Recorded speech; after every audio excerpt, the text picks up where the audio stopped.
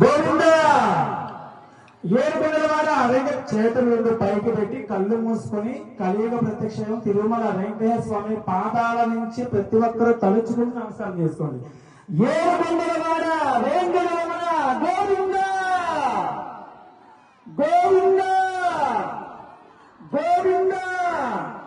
ఆ స్వామివారి రూపం మనకి మనసులో నిలుస్తూ ఉండాలి. మనస్ఫూర్తిగా మన కష్టాలన్నీ చక్కగా స్వామివారికి వినియోగించుకుని మన కుటుంబాన్ని, మన దేశాన్ని, మన ధర్మాన్ని మనం కాపాడుకునే శక్తిని ఇవ్వాలని మనస్ఫూర్తిగా కోరుకుందాం.